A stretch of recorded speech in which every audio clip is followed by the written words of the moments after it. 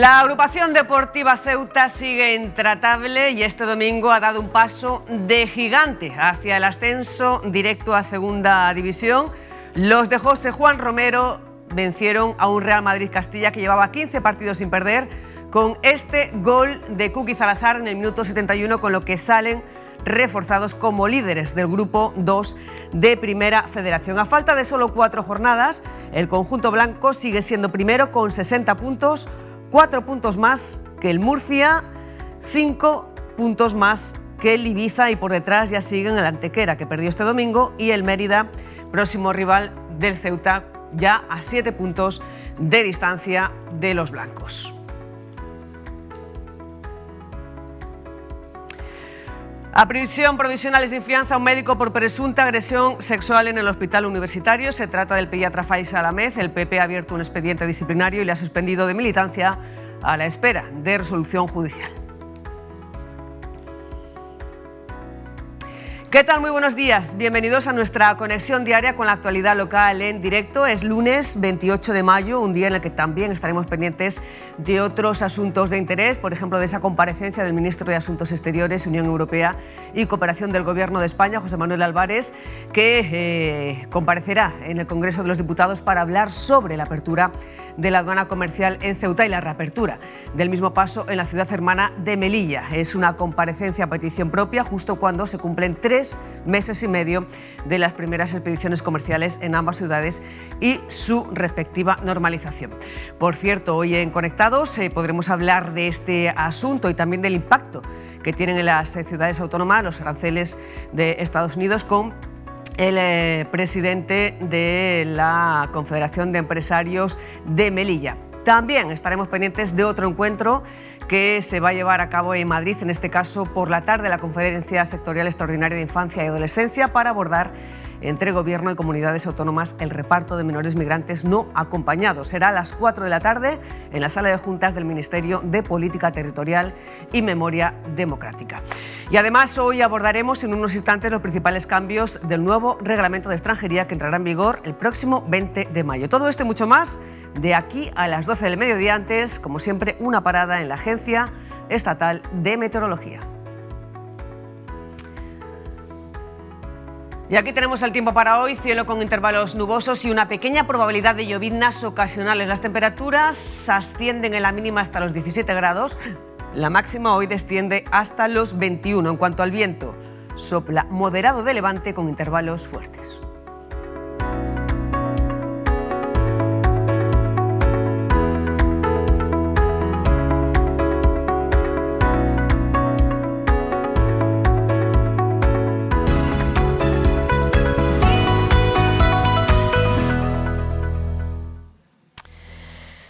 Son las 10 de la mañana y 4 minutos, lo acabamos de avanzar. A prisión provisional y sin fianza a un médico de Ceuta por presunta agresión sexual. Nos vamos en directo al Hospital Universitario de Ceuta para conocer todos los detalles con Raúl Llamas. Buenos días, Raúl.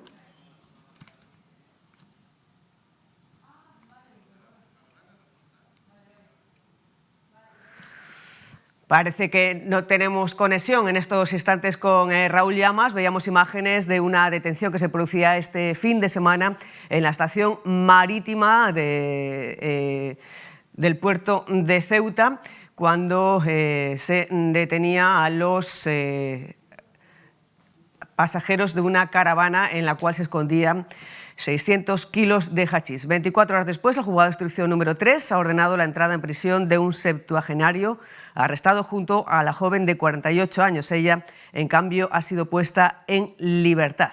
Nos referimos a la noticia, como decimos, que les informamos este fin de semana sobre la intervención de estos 637 kilos de hachís en una autocaravana en la zona de preembarque de vehículos del puerto con destino a Algeciras. La sustancia estupefaciente estaba oculta en los huecos naturales de la parte posterior y bajo el habitáculo de la cama. Ambos son de nacionalidad española y residentes en una localidad de la provincia de Cádiz. Y en este punto, mientras buscamos esa conexión con Raúl Llamas, nos pide paso Rafael Morales desde el edificio sindical en este Día Mundial de la Salud y de la Seguridad en el Trabajo para conocer cuáles son las reivindicaciones, en este caso del sindicato UGT. Muy buenos días, Rafa. Susana, pues aquí nos encontramos en este Día Mundial de la Seguridad Laboral para conocer de la mano de la asesora laboral de UGT, Isabel Matas, esos datos también tan escabrosos en sentido de fallecimiento laboral y cómo podemos prevenir y cuidar nuestra seguridad e higiene laboral. Isabel Matas, buenos días. Buenos días. ¿Cómo está ahora mismo la situación en España? Porque el ritmo de accidentes en estos 2 últimos meses, en los 2 primeros del año, ha sido bastante frenético de accidentes y también las muertes son considerables. Sí, no se revelan buenos datos. De los datos provisionales que nos llegan, se deduce que la seguridad e higiene en el trabajo aún es una asignatura pendiente. Una asignatura pendiente que ha dejado 98 personas han muerto en estos 2 primeros meses de 2025. Exacto, 98 personas durante los 2 primeros meses. 5 personas menos que el año pasado, pero los datos no son buenos, la verdad, no son buenos. Durante la jornada de trabajo, 79 personas han fallecido. El resto, accidentes in itinere o por causas que tienen su origen en el trabajo, pero fuera de él. Y en estos 2 también primeros meses de los que se tienen estadísticas, tenemos que recordar que los accidentes con baja han superado los 70, prácticamente 79.000, ¿no? Sí, de los datos que nos llegan con baja fueron 91.950 accidentes y sin baja 77.857 en los 2 primeros meses del año. Si extrapolamos las circunstancias en Ceuta, ¿qué apreciáis desde UGT? ¿Cómo están los contextos de seguridad e higiene laborales en Ceuta? Bueno, en Ceuta mal, también es una asignatura pendiente. Existe aún un número elevado de empresas que la prevención pasan de puntillas por ella, se convierte en un simple trámite burocrático y sí que es cierto, es algo que tenemos que manifestar porque es un dato importante, existe un alto índice de bajas por razones psicosociales, muchas bajas psicológicas. ¿Y qué factor provoca estas bajas psicológicas en el trabajo para que el trabajador llegue a ser de baja? ¿Qué condicionantes sufren? Hombre, nosotros observamos que la situación real de la ciudad actual en diferentes sectores, tales como la congelación salarial, incide directamente en estos riesgos psicosociales. ¿Y esos sectores económicos, en este caso esos sectores laborales que más sufren esas bajas psicológicas, cuáles son? Pues te lo puedo decir en orden de incidencia. El primer sector sería el sector de dependencia, sobre todo personas trabajadoras de ayuda a domicilio. En segundo lugar estarían las personas trabajadoras del sector de la hostelería y en tercer lugar el comercio. Desde UGT habéis lanzado el lema La prevención salvavidas, exígela. En este caso, en Ceuta, en el tema de las bajas psicológicas, un proceso también psicológico adecuado, acudir al médico, pero también ampararse en vosotros, en los sindicatos. Exactamente. Desde aquí, desde la asesoría laboral, queremos hacer un llamamiento a personas trabajadoras que se encuentren en esta situación, que aquí recibirán ayuda y todo el apoyo necesario en esas situaciones y los guiaremos en ese proceso. Isabel Matas, y en líneas generales, ¿qué camino queda aún por recorrer en este año donde se cumplen 30 años aniversario de la aprobación de la Ley de Prevención de Riesgos Laborales, la 31/1995? Pues el recorrido es largo y queda mucho trabajo por hacer, como por ejemplo renovar y actualizar esa ley que ya está un poco obsoleta. Isabel Matas, pues muchas gracias por darnos estos datos y cómo está también las circunstancias en Ceuta. Muchas gracias. A vosotros.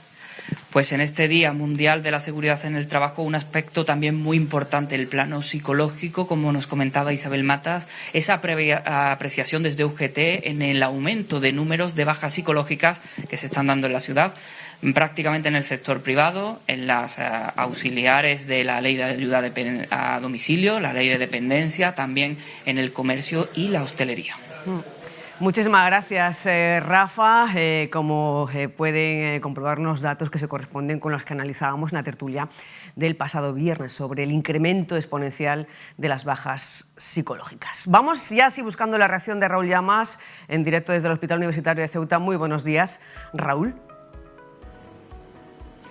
¿Qué tal? Buenos días, Susana. Pues vamos a contar que fue aquí en el Hospital Universitario donde era detenido en la noche del pasado sábado el médico Faisal Ahmed tras una denuncia por una presunta agresión sexual. Ya ayer domingo era trasladado desde la Jefatura Superior de la Policía Nacional hasta el Palacio de Justicia, donde el Juzgado de Instrucción número 3 decretaba su ingreso en prisión, en la prisión de Fuerte Mendizábal, sin fianza. Como saben, el médico Faisal Ahmed es pediatra y los hechos denunciados tuvieron lugar presuntamente el sábado aquí en el Hospital Universitario, cuando este se encontraba de guardia. Hay que recordar que Faisal Ahmed se presentó a los comicios autonómicos, a las últimas elecciones municipales por la lista del Partido Popular, iba de número 4, lograba acta de diputado, pero renunciaba a entrar en la Asamblea poco después por motivos personales. En este sentido, el Partido Popular, esta formación política, en aplicación de su normativa interna, ha decidido abrirle un expediente disciplinario y suspenderlo de militancia a la espera de la resolución judicial definitiva. Con esta actuación, esta formación política pretende mostrar su condena y su rechazo a todo tipo de agresión sexual en particular y a toda conducta delictiva en general. También desde esta formación, desde el Partido Popular, han querido mostrar su apoyo a la presunta víctima de esta, repetimos, presunta agresión sexual. Susana. Seguimos con la línea abierta para que nos pidáis paso en cuanto tengáis más cuestiones de interés que contarnos o más protagonistas. Mientras tanto, nosotros vamos a hablar de nueva normativa, y es que el próximo 20 de mayo entra en vigor el nuevo reglamento de extranjería aprobado por el Gobierno central el pasado mes de noviembre. Entre los principales cambios está la reducción en un año del tiempo exigido para solicitar la regularización de la situación administrativa por arraigo, la flexibilización de requisitos para la concesión de permisos de residencia o el desarrollo de nuevas modalidades de visados como vía regular de entrada. Vamos a conocer más detalles de este cambio normativo, de los objetivos que persigue y también del impacto que tendrá este nuevo reglamento. Para ello estamos con una experta, abogada, mediadora civil mercantil y profesora acreditada de seguridad privada, Macarena Fatuarte de la Torre. Muy buenos días.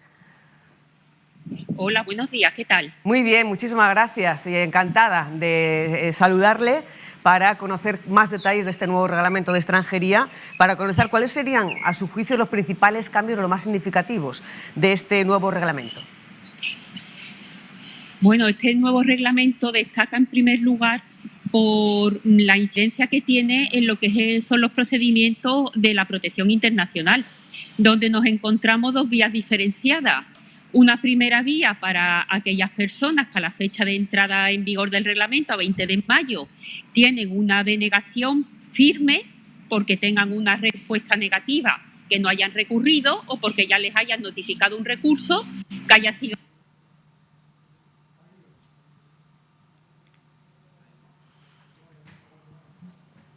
Hemos perdido la conexión con Macarena Fatuarte de la Torre. Estamos pendientes ya de poder recuperarla. Mientras tanto, si les parece, vamos a recordar ese momento que vivíamos este domingo a mediodía con esa victoria, otra victoria más de la Agrupación Deportiva Ceuta en el campo del filial del Real Madrid, con ese gol de Kuki Salazar en el minuto 71 de partido que le daba la victoria y otros 3 puntos para el conjunto blanco, 3 puntos más cerca de la segunda división que, bueno, pues como pueden imaginar, generaba un auténtico delirio en las gradas del estadio del filial del Real Madrid, en la que, bueno, pues animaban sin parar unos 200 aficionados del Ceuta. Ahí vemos el momento de comunión y de celebración entre los jugadores y los aficionados desplazados a Madrid. Vamos a recordar, si les parece, el gol de Kuki Salazar, las palabras del técnico JJ Romero, y luego ver esas imágenes de celebración de los aficionados y jugadores.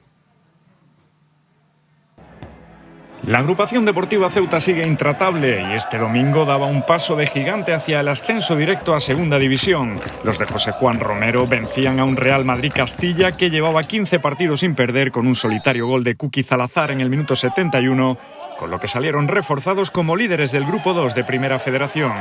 El equipo de José Juan Romero, que suma ya 21 partidos sin conocer la derrota, queda en una inmejorable situación para seguir soñando a lo grande. En Valdebebas, los ceutíes notaron el incondicional apoyo de su afición desplazada a la capital de España en un partido muy disputado, pero con pocas ocasiones en la primera mitad. Tras algún tímido acercamiento madridista, el Ceuta se animó en el tramo final del primer tiempo y un balón profundo de Andy Escudero no pudo aprovecharlo Rubén Díez para adelantar a los suyos. El equipo de Raúl González se acercó con peligro con una incursión por la banda de Youssef, pero su centro lo despejaba Yago Cantero.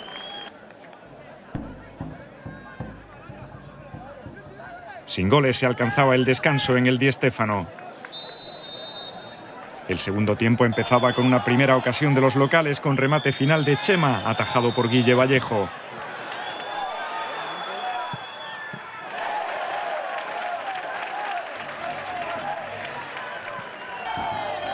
Pero ya desde el primer momento se veía un Ceuta más ambicioso y que empezaba a sentirse más a gusto con el balón. Hasta que en el minuto 71 Manuel Ángel fallaba en la salida de balón, robaba Rubén Díez, que se lo pasaba a Kuki Salazar, y el uruguayo no perdonaba ante Mario de Luis para poner el 0-1 en el marcador.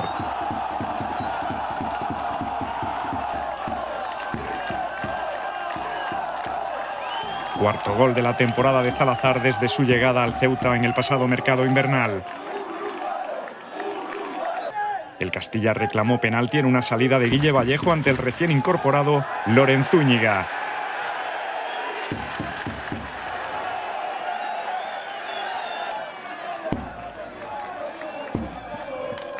El portero burgalés se anticipaba al atacante.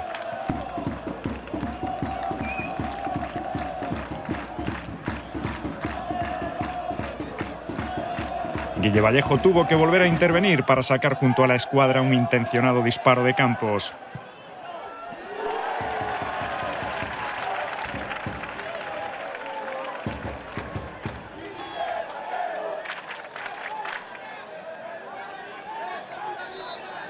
El Castilla, que se jugaba sus últimas opciones de poder engancharse a la lucha por los puestos de playoff, apretó en la recta final para rescatar al menos un punto, pero el Ceuta supo defenderse para sumar otra victoria de oro en su imparable camino hacia la Segunda División.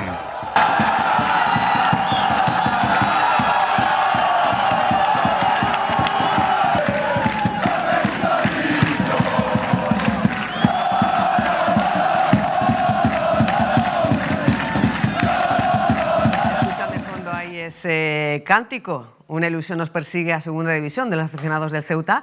Ahora vamos a ver un vídeo o unos vídeos de la celebración de esta grada caballa, con sangre caballa, con ilusión caballa, con esa ilusión que nos persigue, pero antes vamos a escuchar al técnico, que también estaba contento y satisfecho tras sumar estos 3 puntos, decía JJ Romero, que había sido una victoria de líder, y recordaba que el Ceuta está a solo 8 puntos de conseguir ese ascenso directo a Segunda División, independientemente de lo que hagan los rivales inmediatos perseguidores.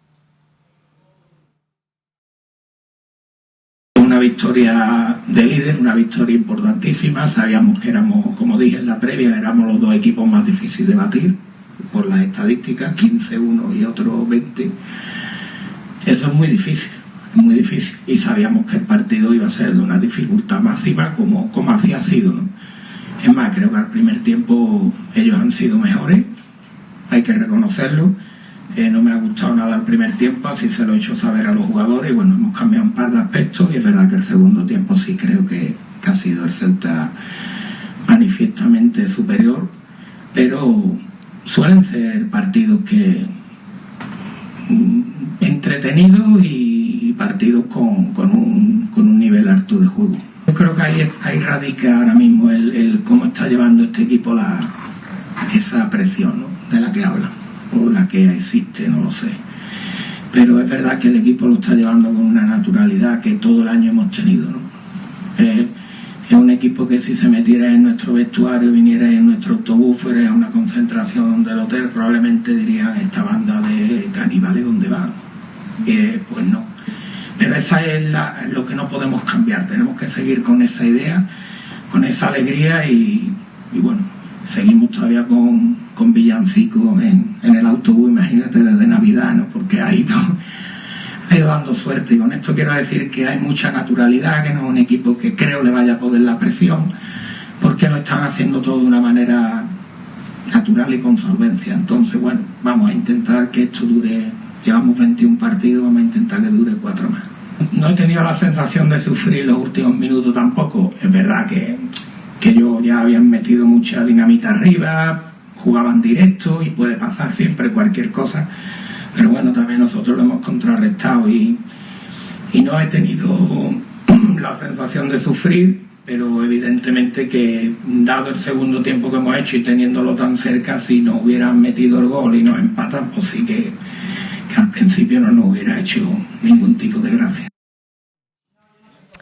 Bueno, así hablaba del buen ambiente que hay en el grupo, de lo cerquita que está el equipo de ese ansiado ascenso a Segunda División 40 y tantos años después, y también de cómo se había producido la victoria. Decía JJ Romero que en el autobús aún se escuchan villancicos porque le da suerte al equipo. ¿Y cómo estaba la afición después de sumar esta nueva victoria, estos 3 puntos más? Pues esta es la comunión, la celebración entre jugadores, entre vestuario y aficionados, 200 aficionados que había en las gradas del estadio madrileño.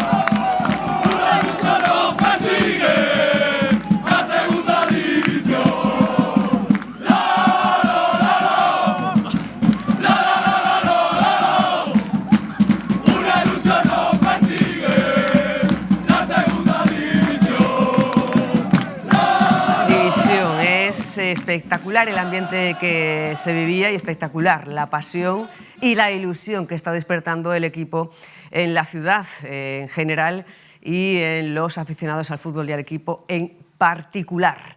Próxima parada, próximo fin de semana, otro pasito más, en este caso frente al Mérida. En la jornada que viene, pase lo que pase, el Ceuta seguirá líder porque ahora mismo le saca 4 puntos a su inmediato perseguidor, que es el Murcia, que vencía este domingo al Villarreal B.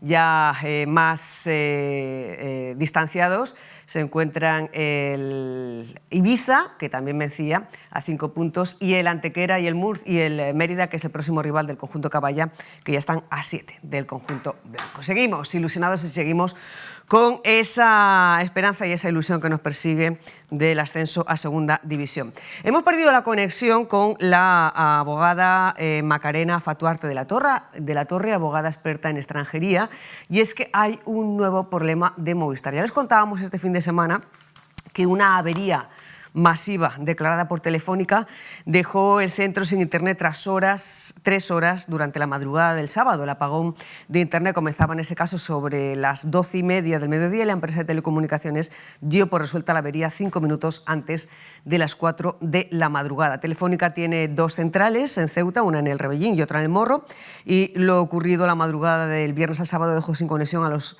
dependientes de la primera de esas 2 centrales, según fuentes consultadas por Radio Televisión Ceuta. Ahora mismo estamos haciendo las mismas consultas, pero parece ser que hay una nueva avería masiva en la zona, con lo cual no hemos podido hacer esa conexión, o se ha perdido la conexión con la abogada Macarena Fatuarte, y estamos pendientes de resolver los problemas o de que se resuelva este problema para seguir conectados con nuestros compañeros que están pendientes de todo y cuanto ocurra en la calle. Si tienen problemas de conexión a internet, puede que sea también provocado por este mismo asunto. Mientras tanto, tratamos de resolver esta incidencia de conexión. Vamos a repasar una de las actividades que tenía lugar el fin de semana, en este caso a organización de la Asociación Ceuta Acoge, una de las actividades que realiza por la convivencia entre las diferentes barriadas,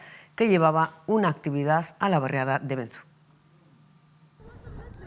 La delegación ceutí de Andalucía Acoge ha organizado una jornada de actividades dinámicas en la zona de Benzú. Vamos a hacer con los niños y las niñas una gincana que lo que pretendemos con esta gincana es fomentar el respeto entre niños y niñas, entre ellos, y también el cuidado del medio ambiente, porque nuestro proyecto Altahuilla es un proyecto muy comprometido también con el medio ambiente, con todos los objetivos del desarrollo sostenible de la Agenda 2030, con un enfoque de género también.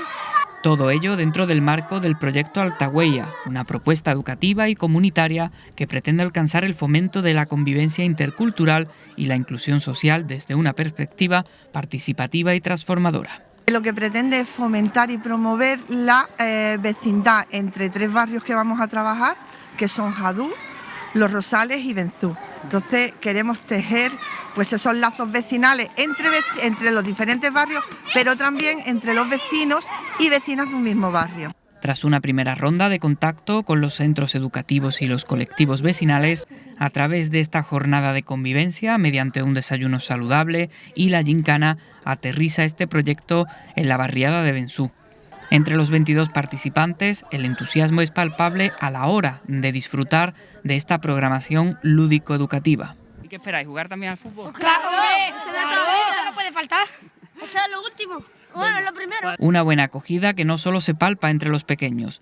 Sus familiares también reconocen sentirse contentos e ilusionados, al igual que sus hijos, por contar con acciones de este tipo. Me parece estupendo, así los niños se divierten, aprenden más y las madres estamos contentas, por supuesto, y estamos presentes en las actividades. Muchísimas gracias.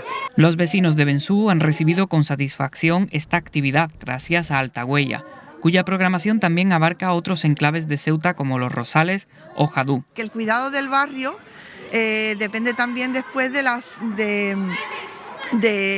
nuestro bienestar a la hora de vivir. Si cuidamos de de todo nuestro entorno, pues viviremos de una manera más saludable. Un proyecto de Andalucía Acoge para tejer lazos intervecinales y fomentar el respeto multicultural. Pues seguimos pendientes de esa avería de Telefónica que nos impide seguir con esa conexión que teníamos hace unos instantes en pantalla. Estamos pendientes de otros asuntos en la calle y también de poder volver a conectar con nuestros compañeros que están siguiendo noticias de interés y de actualidad en diferentes puntos de Ceuta. Por ejemplo, nuestro compañero Rafael Morales está pendiente siguiendo una nueva sesión del juicio por el homicidio de Parques de Ceuta, hoy que ya empieza a entrar en su recta final. Hoy está previsto que se aborden los informes psiquiátricos del acusado, ese policía local que está acusado de asesinar a su mujer en Parques de Ceuta. Y por otro lado, Raúl se encuentra en ese certamen de historia que ya alcanza su cuarta edición en el Instituto de Educación Secundaria Siete Colinas, en el Instituto de Educación Secundaria Luis de Camoes, y que en esta cuarta edición pues participan nada más y nada menos que 9 centros educativos. Durante el día de hoy y durante el día de mañana hay diferentes actividades artísticas programadas y, si podemos, se lo vamos a mostrar en unos instantes aquí en Conectados en Radio Televisión Ceuta. Mientras tanto, vamos a hacer una pausa y continuamos. ¿Quieres estar al día con todo lo que sucede en Ceuta? Con Ceuta Play lo tienes al alcance de tu mano. Navegar en la aplicación es fácil y rápido.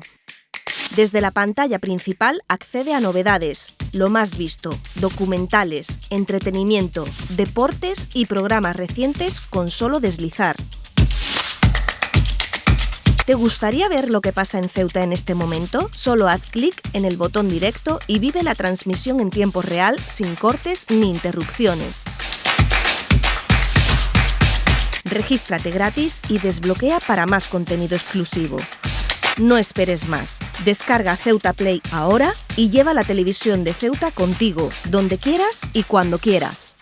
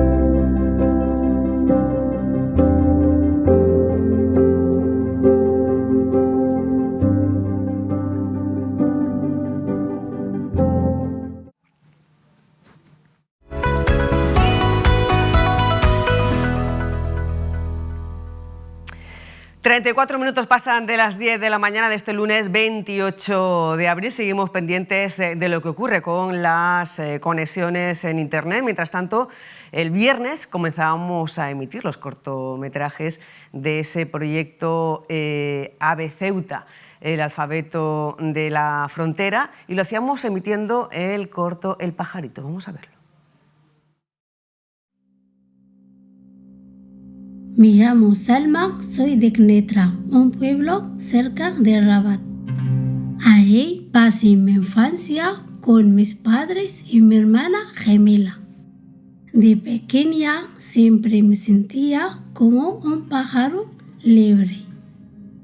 Pajarito, pajarito, yo era un pajarito antes de que cerrara la frontera. A los 6 años me vine a Ceuta con mi tío Él no tenía ni mujer ni hijos. A mi madre le dio pena y me mandó con él. Cruzamos por la frontera de Windsor de forma normal. Saludamos al Mihani y abrió. Antes era así, no había valla, solo la barrera.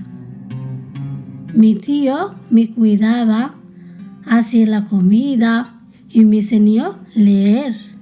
Me leía cuentos por la noche porque yo no podía ir al colegio. El Ceuta no te deja ir al colegio si no tienes papeles, aunque seas una niña. Mi tío murió cuando yo tenía 14 años. Antes le dijo la vecina si me pasaba algo, ella me cuidaba. Perder mi tío como perder una ala. El pajarito perdió una ala.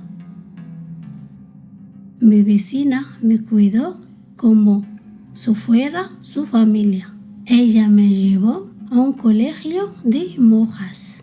Allí aprendí a escribir y leer mejor. A los 18 años me saqué pasaporte y mi vecina me llevó a mi pueblo para ver a mi madre. Ella me quiso que me quedara ahí, pero yo no quería. Me gustaba vivir en Ceuta porque aquí me ha pasado toda mi infancia. Me he pasado más tiempo aquí que allí. Yo cruzaba con mi pasaporte cuando quería. Iba a Marruecos cuando me invitaba una fiesta, una boda, a ver a mi hermana o familia, y volví el mismo día a Ceuta. Aquí en Ceuta, las monjas me buscaban un trabajo. El primer trabajo fue cuidar a un niño pequeño. Estuve trabajando varias casas como limpiadora. Encontré un trabajo para cuidar a una mujer mayor. O allí me he quedado a dormir con ella, su casa. Yo hablo con mi vecina y le dije que me voy a trabajar en una casa con una señora para ganar dinero y mandar a mi madre. La señora mayor murió durante el COVID. Su sobrino me ha dejado su casa, todavía no ha vendido la casa. Yo vivo allí. Al mes de eso ha muerto mi madre en Marruecos. La frontera estaba cerrada y no puedo despedirme de ella, ni verla ni nada. Yo era un pajarito que no pude volar para darle adiós a mi madre y me rompió la otra ala, la que tenía. Ya no puedo volar. Las alas se han roto y no tengo mi familia para que me cuida aquí. Ahora una nueva norma y no tengo contrato de trabajo, ni residencia, ni visado para poder entrar y salir. Cuando muerto mi madre y mi tío me sentí muy mal. Sentía como he perdido una parte de mí. Siempre me recuerdo de las dos. Cada día pienso en ellos. Aquí tengo unas amigas que me quieren mucho, pero no la misma como tu familia. Me siento muy sola. Ahora tengo un trabajo nuevo. Tengo para comer y para dormir, alhamdulillah. Pero siento que yo no tengo nada, porque yo no tengo casa, ni pareja, ni hijos. No sé dónde voy a estar mañana o pasado mañana. Quisiera ser libre como antes, poder volar a donde quiera, poder entrar y salir. Antes salía por la mañana y entrar por las noches. cruzara la frontera como si fuera un pajarito. Los tiempos cambian, ya no podemos volar más.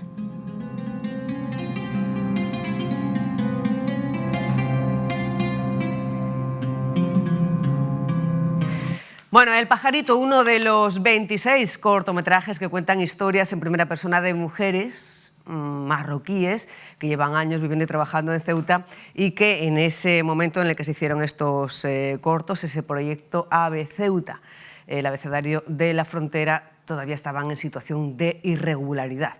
Son 26 cortometrajes, como decimos, protagonizados por 13 mujeres que ellas mismas realizan, ellas mismas dirigen, y que pueden ver cada viernes después del silbato.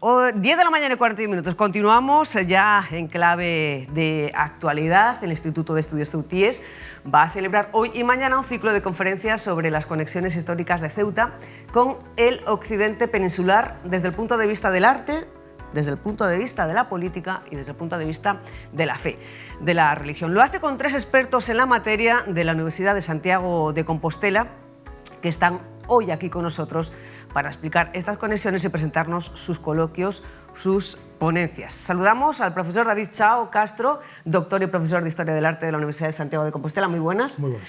Saludamos también a la profesora Marta Zendón, doctora y profesora de Historia del Arte de la Universidad de Santiago de Compostela. Muy buenos días. Hola, buenos días. Y saludamos al profesor Juan Monterroso Montero, que es catedrático de Historia del Arte de la Universidad de Santiago de Compostela. Muy buenos días. Muy buenos días, bienvenidos a los 3, recién llegados al helipuerto de Ceuta. Casi no les hemos dejado ni posar el equipaje para que nos cuenten, para preguntarles por esas ponencias, esas conferencias sobre la historia de Ceuta en conexión con el occidente peninsular. Si les parece, comenzamos y lo hacemos en orden cronológico. Esta misma tarde a las 6, primera de las conferencias, con el profesor Chao, que va a hablar sobre el imaginario heroico de la toma de Ceuta bajo la dinastía de los Avis. ¿Qué significa? Dice, se titula exactamente la ponencia. En la ponencia habla de la conquista de la ciudad por Portugal en 1415, una conquista donde la fe, la política y el ideal caballeresco se entrelazaron para forjar un imaginario que aún resuena en Ceuta. Efectivamente. La toma de Ceuta en 1415, providencialismo y mentalidad caballeresca en el imaginario portugués de los Avis. Sí. ¿Qué significa exactamente ese providencialismo y cómo influyó en la forma de que los portugueses entendieron su propia expansión? Pues terminaron por configurar todo un imaginario buscando pues, poder proporcionar un respaldo teórico a la dinastía de Avis. Y en ese respaldo, pues una conquista como Ceuta desempeñó un papel clave en esta idea.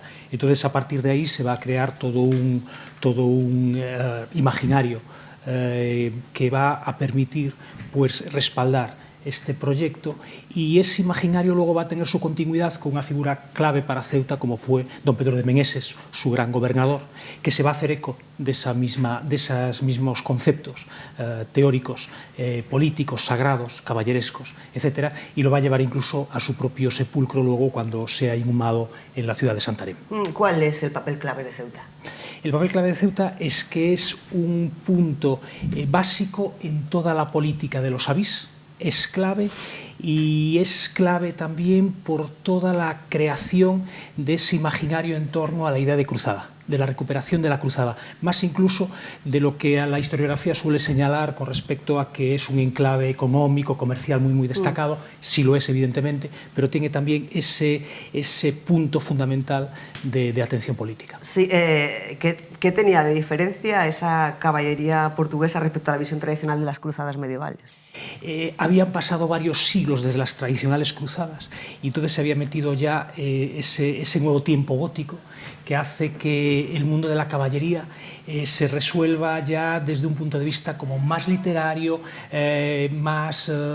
quizás más teórico, más cortesano, y por lo tanto digamos que con ese perfil menos militar, si cabe. Uno de los aspectos más llamativos que va a tratar es la influencia de la Virgen María como intercesora y el origen de la devoción de la Virgen de África en Ceuta.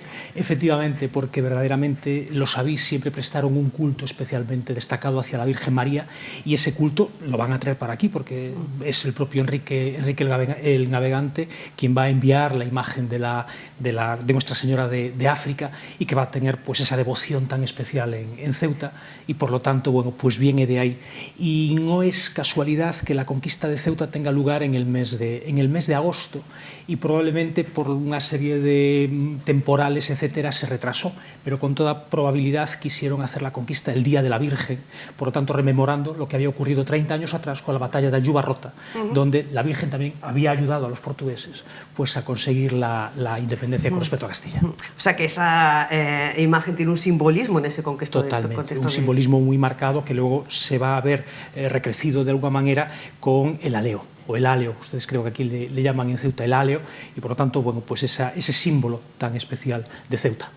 Además de esa toma militar, menciona que se crea y recrea todo un imaginario sobre Ceuta. ¿En qué sentido ese imaginario se convierte en ida y vuelta entre Portugal y la ciudad autónoma, entre Portugal y Ceuta?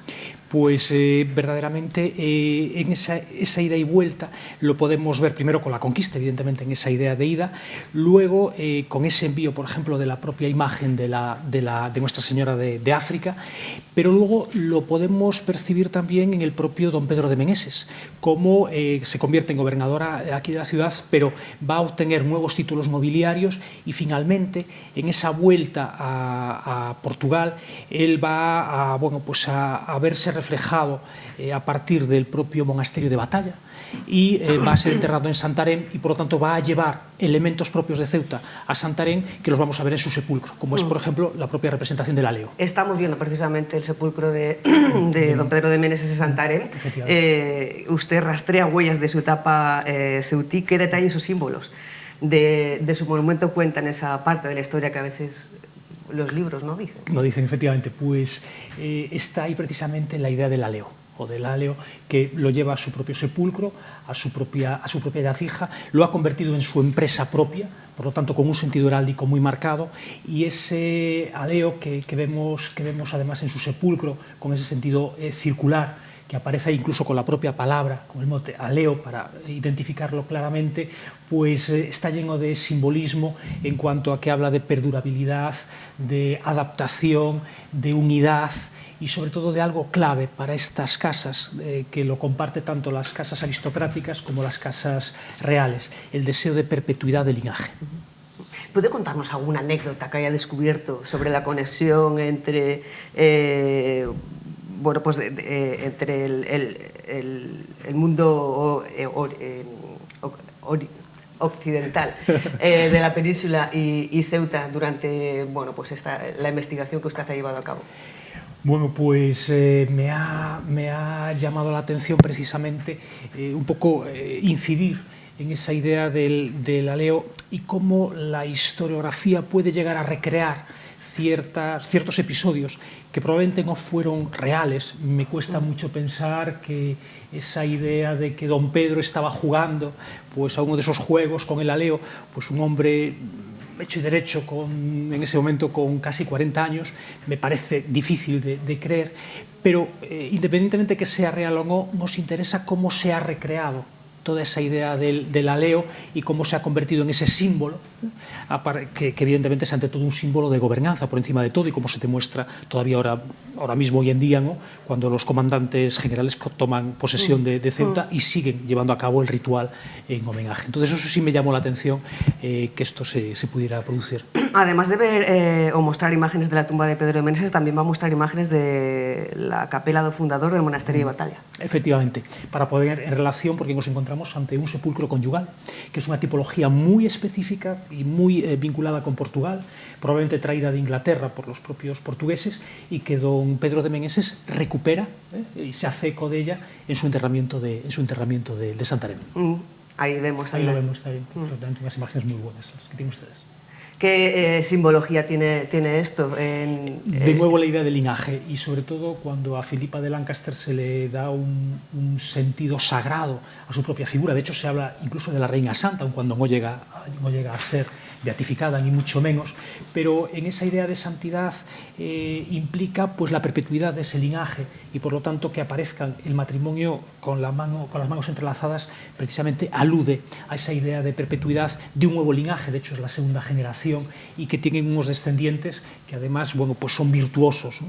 ¿Qué es lo que se pretende? Pues justo don Pedro de Meneses va a plantear lo mismo y no en vano don Pedro de Meneses se va a enterrar con sus dos esposas, tenemos la duda si hubo tres, dos tienen el mismo apellido, por lo tanto probablemente fuesen hermanas si es que existieron, si no fueron dos, pero solo se representa una, con lo cual entendemos que es una imagen genérica de la esposa, aun cuando estén las dos ahí incluidas en su sepulcro, y de ahí vendrá la descendencia, pues por ejemplo, de los condes de Villarreal.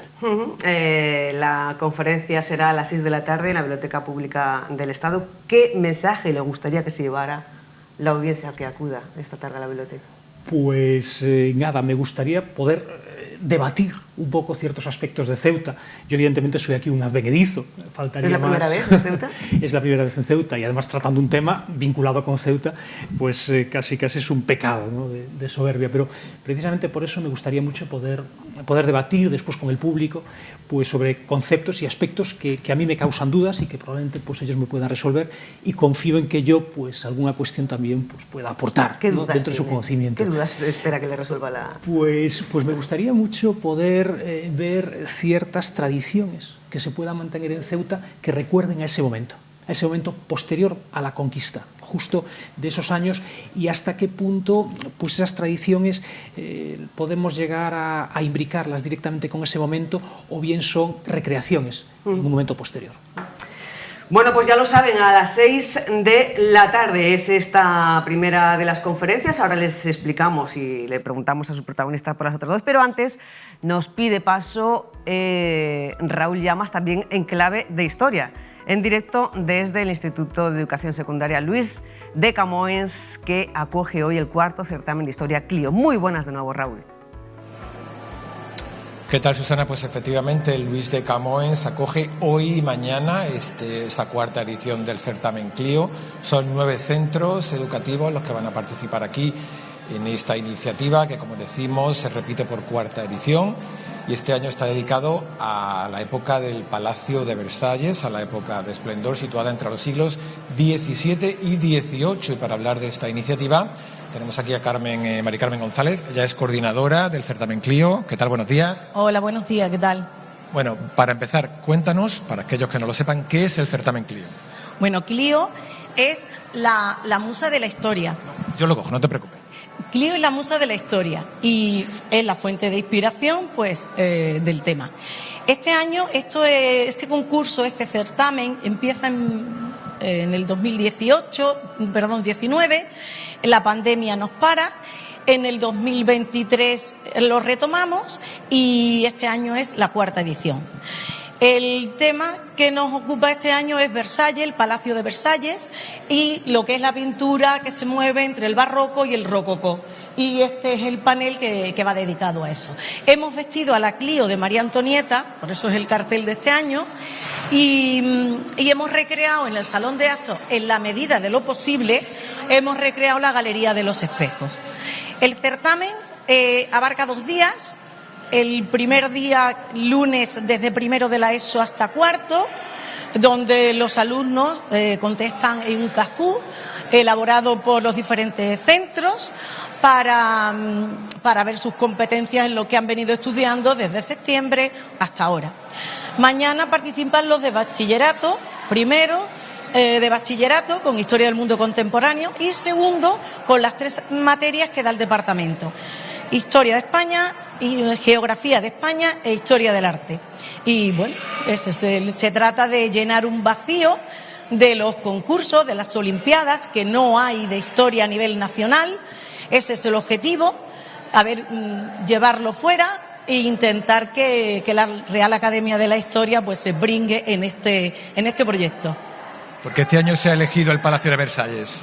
Por la temática, porque es el barroco y el rococó, porque fue una época importante. Sí, que no te preocupes. Porque fue una época importante para la historia de Francia y por eso se ha elegido este palacio y este tema. Y algunas de las preguntas a las que tienen que responder los estudiantes, ¿cuáles son, por ejemplo, para ver un poco el nivel de los conocimientos que tienen que tener? Por ejemplo, ¿recuerdas alguna? Pues como los cajú han sido elaborados por diferentes, bueno, pues podemos decir qué rey estableció el absolutismo en Francia, por ejemplo. Se le da cuatro opciones y el alumno tiene que señalar la correcta. Muy bien, Mari Carmen, pues muchas gracias. Esperamos que esta mañana continúe aquí entre rococó y barroco de forma satisfactoria. Vale, muchas gracias a vosotros por venir y darle publicidad y difusión a la historia. Muy bien, Susana, pues ya ves, despedimos aquí. Si quieres, ahora en un rato volvemos a salir desde aquí, desde el Instituto Luis de Camoens, inmerso, como ves, en el siglo XVII y XVIII, entre el rococó, el barroco y el Palacio de Versalles, símbolo de la Francia imperial. Susana. Pues muchas gracias, Raúl. Así podemos hablar también con alguno de los protagonistas, de los participantes, de esos 9 centros participantes en esta cuarta edición.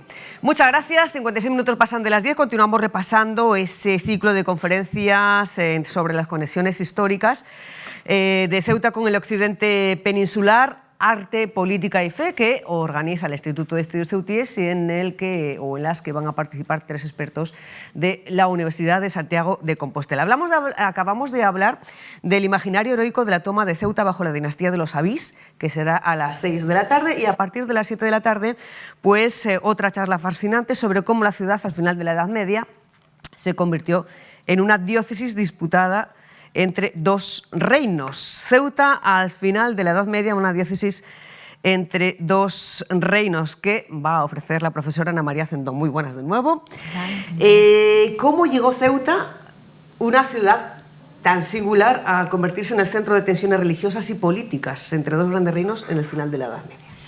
Bueno, pues porque una vez que toman Ceuta los portugueses, necesitan dotarla de un patrimonio, y ese patrimonio va a venir derivado, por un lado, de un tratado, el Tratado de Alcañices, que se firma entre Castilla y Portugal, al que algunas ciudades que pertenecían a Badajoz pasan a ser portuguesas, y un territorio que es la antigua diócesis de Tui en el Reino de Portugal.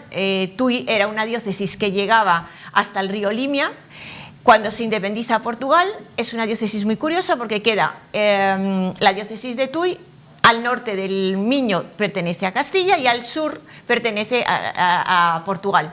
Entonces, lo que se hace a raíz del cisma es que un grupo de canónigos de Tui se escinden, se pasan a Valencia, dependen del Papa de Roma, mientras que los de Castilla-León siguen dependiendo del Papa de Aviñón.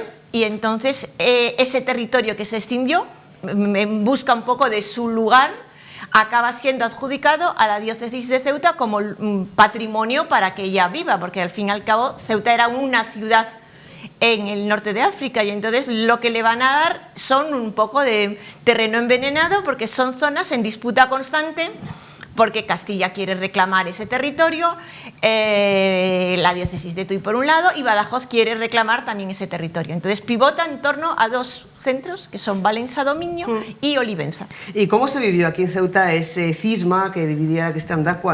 ¿Hasta qué punto afecta y se vive aquí en Ceuta, que teniendo en cuenta que es un territorio que está aparentemente alejado de esos focos principales? Claro, en principio ellos no les incumbe, porque realmente esa escisión tiene lugar antes, y tiene lugar en esa parte del Alto Miño, del Alto Limia, del Miño a Limia.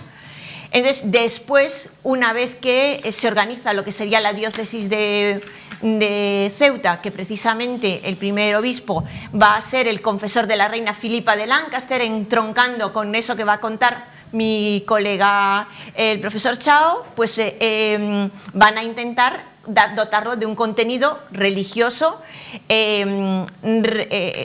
recristianizar ese norte de África, y dotarlo, pues eso, de una organización eclesiástica como es la diócesis.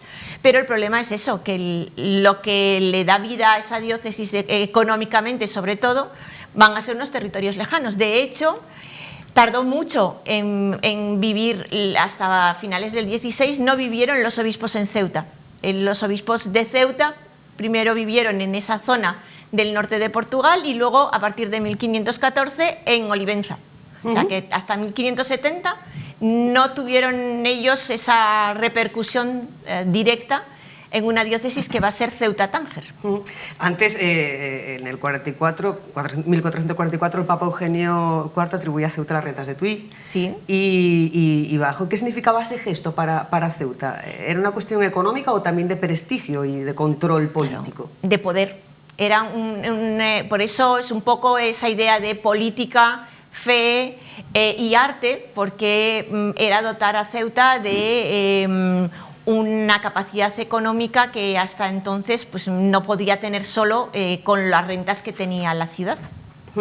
Estamos viendo imágenes de todas estas cuestiones de las que está hablando la profesora de la Universidad de Santiago de Compostela, Marta Cendón.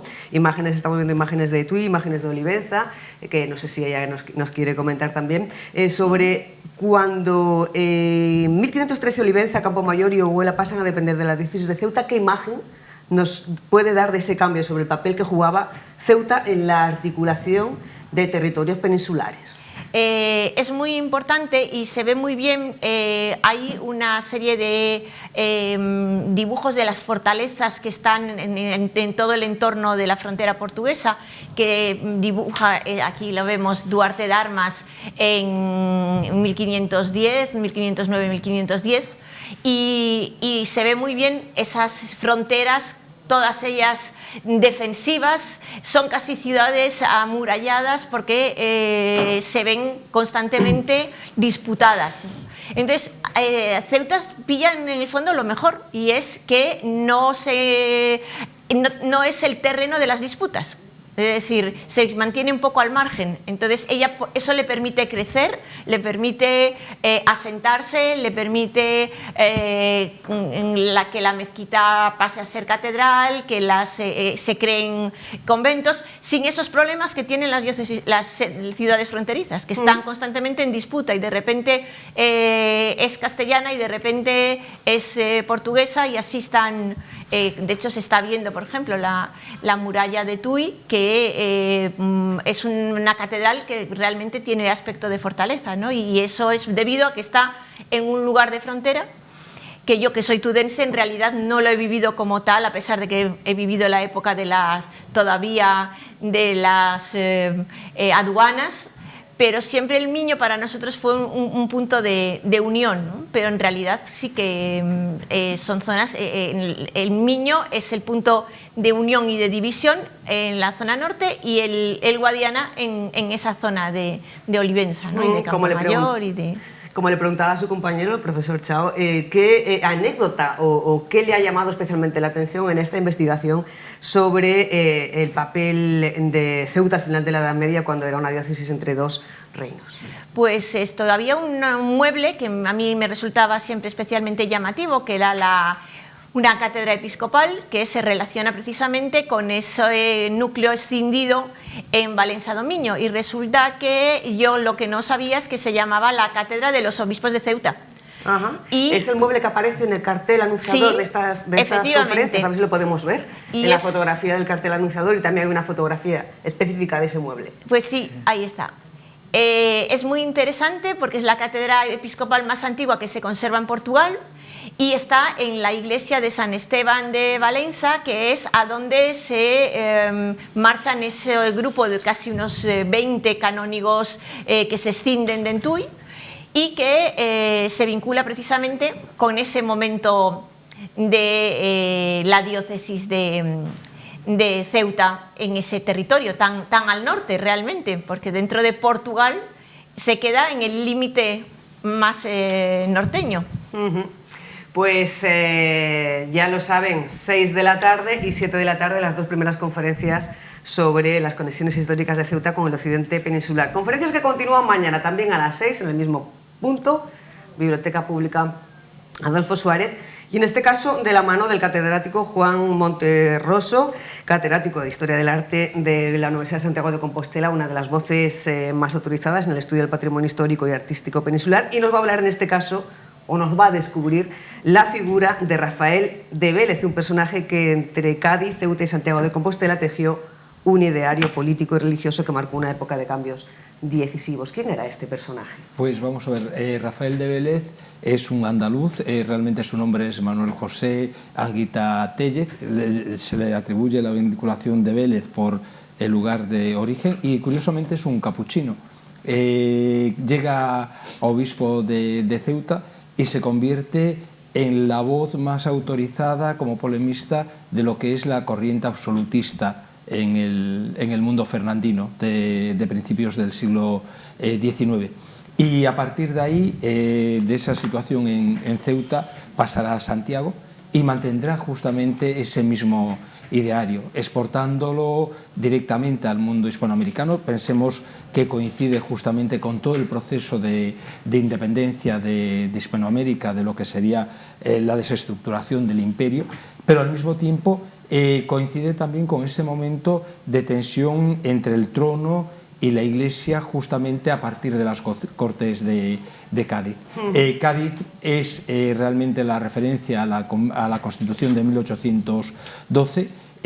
Ceuta es el momento en el que escribe esa apología del altar, que va a ser la pieza clave de su pensamiento, aparte de otras obras como Preservativo de la religión cristiana, y después, cuando llega a Santiago, va a mantener justamente ese mismo ideario, casi anunciando algo que va a pasar y que después le va a pasar factura, que es el proceso de desamortización. Estamos viendo, quiere decir, tenemos imágenes de esas obras a las que usted se refiere. ¿Qué tienen en común estos tres lugares que aparecen en el título, Cádiz, Ceuta y Santiago de Compostela, en torno al pensamiento de Vélez? ¿Qué tienen en común estos lugares en el momento histórico que analizan? Pues es fundamental. Es decir, Ceuta, como decía, es el lugar donde él redacta la apología del altar. Se entiende muy fácilmente si entendemos que 5 años antes de que él llegue al obispado de Ceuta, en 1817, es decir, en 1812, se dicta la PEPA. La PEPA supone un inicio de separación Iglesia-Estado muy claro, y evidentemente empiezan a tambalearse los cimientos de esa relación trono-altar que existía desde la monarquía absoluta. Con ese ideario lo que está pretendiendo Vélez defender es justamente todavía esa vinculación que venía desde la monarquía de los Habsburgo y de los Borbones, y que se ve que entra en crisis. Y en ese momento, cuando lo redacta, se convierte en un elemento polémico que refleja las dos corrientes de pensamiento político, absolutistas por un lado y liberales por otro.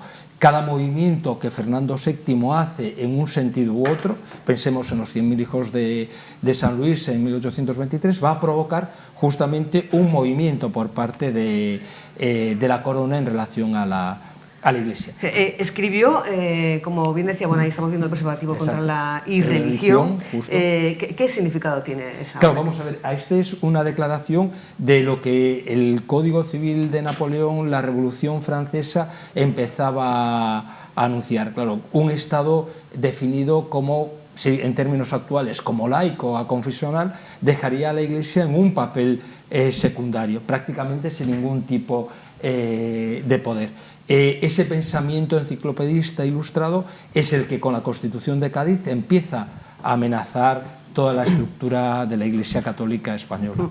Y como decía antes, escribió una obra clave, Apología del altar y del trono, enfrentándose al espíritu liberal que nacía de las Cortes de Cádiz. ¿Cómo definía él esa tensión entre el altar y el trono? Era una tensión de dependencia, es decir, el altar era el elemento que sustentaba la justificación del trono dentro de la monarquía absoluta. Claro, si introducimos los principios de una monarquía de carácter constitucional, de pronto el papel del monarca quedaría totalmente reducido y no quedaría legitimado por la elección divina.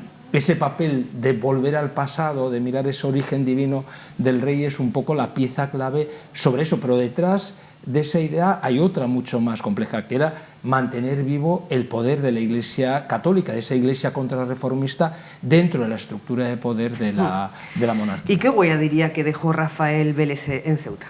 Vamos a ver, yo creo que la huella principal, él está prácticamente solo 7 años, de 1817 a 1824, que es cuando lo nombran obispo de Burgos. Estará allí muy poquito tiempo, y en ese mismo año 1824 se traslada a Santiago. Yo creo que la pieza fundamental de la labor de Vélez es justamente todo este texto que escribe aquí. Es además uno de los redactores fundamentales del Sol de Cádiz, que es una publicación periódica que nos muestra el poder ya de la prensa justamente en ese inicio del siglo XIX. Yo creo que el papel, tanto y en Santiago ocurre exactamente igual, el papel de Vélez no es el de un mecenas artístico, como vendría a ser a la sazón en los arzobispos del siglo XVIII o del siglo XVII, sino de un pensador político que, por azares de la vida, de su propio destino, tiene una formación religiosa y llega al puesto de arzobispo de Santiago y obispo de Ceuta. Profesor, la misma pregunta que le hacía a sus compañeros. ¿Qué anécdota le ha llamado la atención o qué le ha llamado la atención especialmente de cuando investigaba este personaje y su vínculo con Ceuta? Pues vamos a ver, quizás el elemento más anecdótico pasa casi al final de su vida. Sus convicciones eran tan firmes, tan poderosas, que no cambió un ápice a lo largo del tiempo. Cuando llega a Santiago sigue manteniendo ese mismo ideario absolutista. De hecho, eso lo que nos demostraría sería que la conexión entre sedes, Santiago es una sede en este sentido muy conservadora, por decirlo de una forma clara, y cuando empieza el proceso de desamortización, él es trasladado a Menorca. Justamente en un proceso de exilio, está en Menorca, y en Menorca se niega a quitar el hábito de capuchino y a quitar esa barba tan característica con la que he retratado, hasta que el gobernador en Menorca lo obliga a abandonar el hábito y la barba propia de los capuchinos. Es decir, era una persona con unas convicciones políticas, unas convicciones filosóficas profundísimas, y eso se puede justificar desde 1817, no desde 1824. Esa es la clave de Vélez. Pues muy interesante, sí señor, estas 3 conferencias sobre las conexiones históricas de Ceuta con el occidente peninsular desde el punto de vista del arte, de la política y de la fe. Ya saben, esta tarde a las 6, el imaginario heroico de la toma de Ceuta bajo la dinastía de los Avís. A continuación, Ceuta al final de la Edad Media, una diócesis entre 2 reinos, y ya mañana esa conferencia Cádiz, Ceuta y Santiago de Compostela, topografía del Hilario, de Rafael Vélez. Muchísimas gracias por compartir con nosotros, nada más llegar, estas 3 investigaciones sobre esos vínculos de Ceuta con el occidente peninsular. Muchísimas gracias. Gracias. Un placer y bienvenidos, que tengáis muy buena estancia. Gracias. Muchas gracias. Pasan 13 minutos de las 11 de la mañana, volvemos a la calle, nos piden paso los compañeros. Vamos a la Audiencia Provincial de Cádiz, donde continúa desarrollándose ese juicio por el asesinato de una mujer en Parques de Ceuta. Muy buenos días, Rafa, cuéntanos cómo va la sesión de hoy. ¿Qué tal de nuevo, Susana? Pues esta 5ª jornada del juicio ha comenzado, o mejor dicho, estaba previsto que comenzase con las pruebas periciales referente al ámbito psiquiátrico y también de violencia de género, pero debido a problemas técnicos en las videoconferencias y las señales streaming, pues se ha tenido que posponer estas declaraciones. Ello ha propiciado que se adelante el testimonio del acusado, quien ha contestado. Comenzaba su declaración sobre las 10:36 y duraba su testimonio de los hechos en torno a 10-15 minutos. Eso sí, se ha acogido a su derecho a contestar solo a las preguntas de su abogada, de la abogada de la defensa. En su relato asegura que él se encontraba en el mercado de San José de Jadú, acude a su domicilio porque tenía dolores en la espalda, se prepara un té, deja el cinturón con el arma en el salón, llega a quedarse incluso dormido, pero previamente mantuvo una discusión con la hija cuando se percata de que la adolescente pues estaba en su cuarto porque no había ido ese día al colegio. Se produce esa discusión, él vuelve al salón, se queda dormido, posteriormente es su mujer quien le avisa, lo despierta, y es ahí cuando se percata y recuerda que al otro día tenía una cita en Algeciras. La víctima se traslada a buscar en la cocina, en los documentos, a intentar localizar esa cita. Fue cuando la mujer lo llama, según el relato, recordamos, del acusado, cuando él se desplaza para la cocina, y en ese momento aparece la hija. Él literalmente dice: la niña estaba endiablada. Comenta que se le abalanza sobre él, se produce ese forcejeo, caen al suelo, y en el transcurso de ese forcejeo es cuando se produce el primer disparo, que impacta, según su testimonio, en la nevera. Posteriormente declara el acusado que la niña coge el arma, y ahí se supone que ya se produce ese segundo disparo que acaba mortalmente con la vida de la víctima. En este caso él dice que ese segundo disparo y tanto el primero fueron accidentales. No entiende cómo se le abalanzó la hija, según su relato, y esta es la posición que ha mantenido el acusado. También, a preguntas de su defensa, ha constatado que el matrimonio no estaba en vías de divorciarse, que era falso, y en este sentido ha argumentado pues que no había intención por ninguna de las partes de divorciarse. Acto seguido, después de no contestar y en este sentido negarse a contestar a las preguntas de Fiscalía, por parte de la Fiscalía se ha pedido que se le aporte al jurado popular la declaración del acusado después de los hechos, porque aprecian contradicciones con el testimonio de hoy. También se ha aportado el documento de esa cita que estaba prevista para acudir al médico de Algeciras, y el juicio ha llegado en estos momentos a un periodo de receso hasta las 11:20, donde se retomará cuando se reestructuren otra vez esos problemas, como decimos, tecnológicos, para poder realizarse las diferentes testificales a través de videoconferencia. Este es el tramo del juicio en el que nos encontramos, la quinta jornada, y hoy ha sido adelantadamente la declaración del acusado con este testimonio, eludiendo su responsabilidad, reconociendo a preguntas de la defensa que los dos tiros fueron accidentales. Pues muchas gracias, Rafa, por esta completa crónica. Nosotros continuamos, volvemos al Instituto de Educación Secundaria Luis de Camões, donde continúa celebrándose esa cuarta edición del certamen Clio, certamen de historia Clio. Muy buenas de nuevo, Raúl.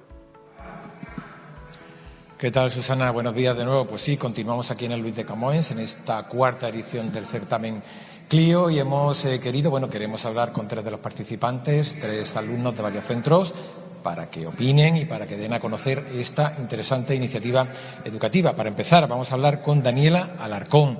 Ella pertenece al centro Santa María Micaela. ¿Qué tal, Daniela? Buenos días. Muy bien. Bueno, ¿cómo se te ocurre apuntarte a una iniciativa como esta? Pues me quise apuntar esta edición del concurso, ya que la asignatura de historia es la que más me gusta de todas y me interesa mucho. ¿Has participado alguna vez en un certamen de este tipo? No, el primer año.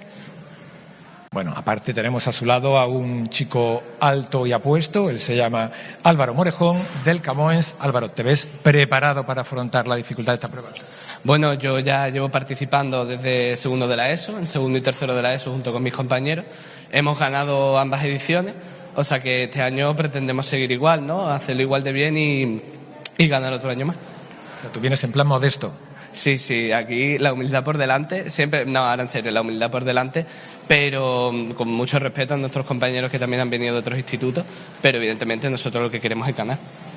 Bueno, y también tenemos a su lado a Isabel Ortega, ella es del 7 Colinas. Buenos días, Isa. Buenos días. Bueno, tú has hecho ya el Cajú, la prueba de esas preguntas. Coméntanos un poco cómo ha ido, si ha sido difícil.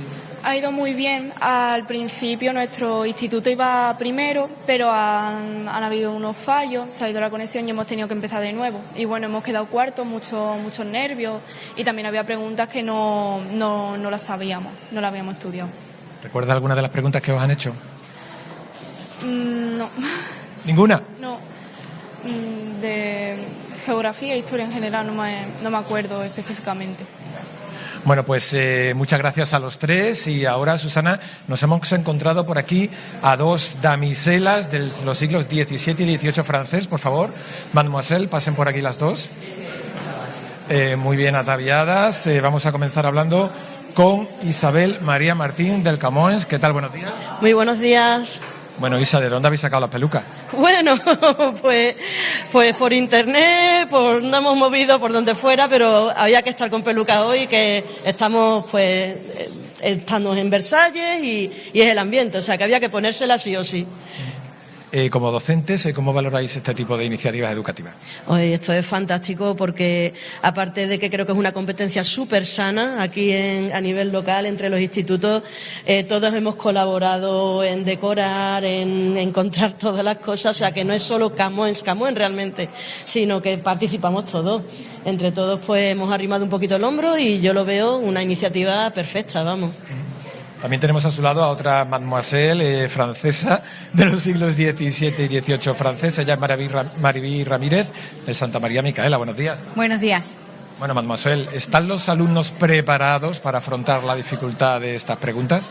Sí, están preparados, están ilusionados y sobre todo lo que más me gusta es que ellos son los que cuando decimos vamos a ir a Clio se apuntan directamente. No tengo yo que decir, venga, que tenemos que... Ellos ya saben porque lo llevan de otros años y los de primero de la ESO ya lo han escuchado. Entonces les viene muy bien.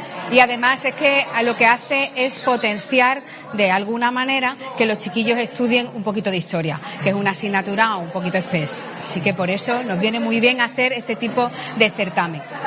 Por último, Mariví, ¿cómo ves el nivel de los estudiantes en general? Me refiero a que siempre se ha dicho que los estudiantes de ahora están peor preparados en conocimiento, en este caso historia. Hablan de todas las materias que tienen un nivel más bajo que antaño, que las generaciones anteriores. ¿Tú cómo lo ves como docente? ¿Están peor preparados que las generaciones anteriores? Bueno, yo no creo que estén peor preparados que los anteriores años. Yo lo que sí veo es que hay que motivarlos mucho. Son asignaturas muy, como he dicho, muy extensas.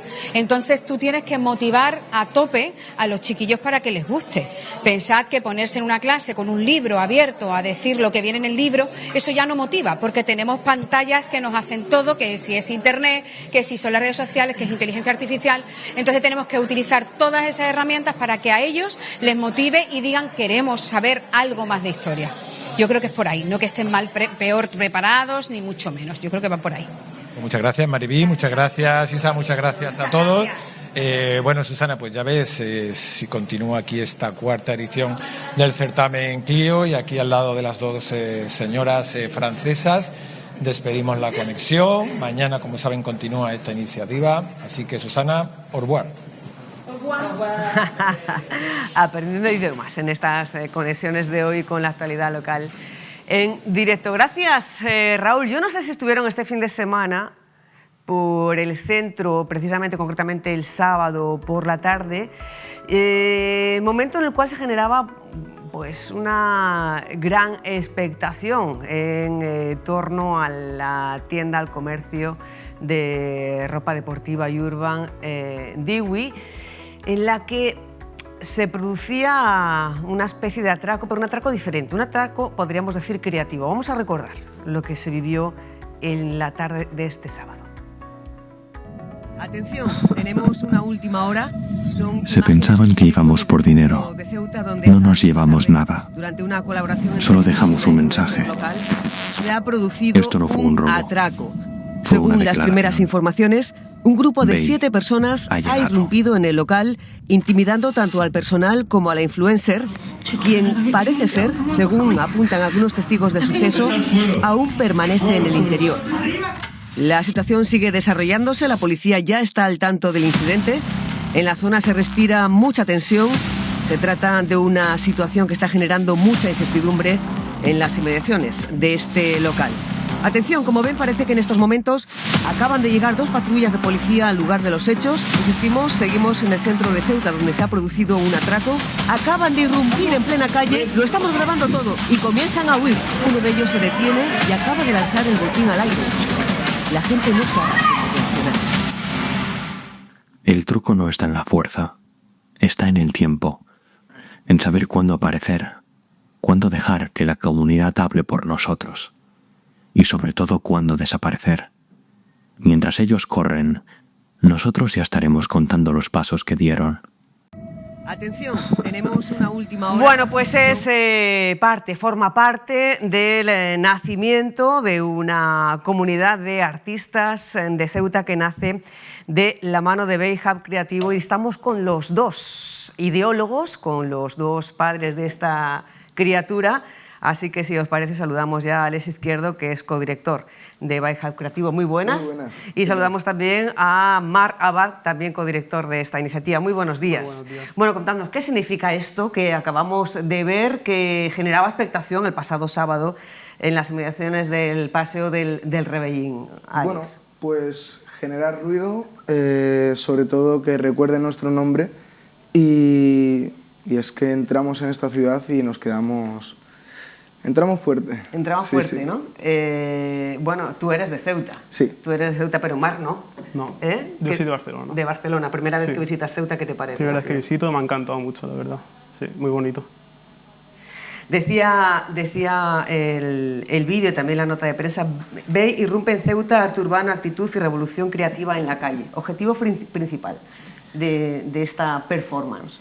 El objetivo principal era, bueno, el darnos a conocer, sobre todo que es que somos una comunidad de artistas, un llamamiento también a todo aquel amante del arte y a todos aquellos también, bueno, creativos, artistas, que quieran impulsarse con nosotros. Bay está abierto a todo el mundo y sobre todo también pues dar a conocer el primer evento que tiene lugar el 2 de mayo a las 10 de la noche en la Sala Factory, y eso un poco como una introducción en nuestra ciudad. O sea, la idea inicial de todo esto es que surge la necesidad o la intención de crear una comunidad artística, una comunidad de artistas, una comunidad multidisciplinar de artistas de Ceuta, Mar. Exacto, sí, la idea básicamente es como crear una comunidad artística multidisciplinar que viene pues, desde danza, artes escénicas, bueno, escultura, etcétera, juntar todo ese tipo de arte e impulsarlo. Es decir, no solo como que cada uno haga su cosa, sino como juntar todos los tipos e impulsarnos todos juntos.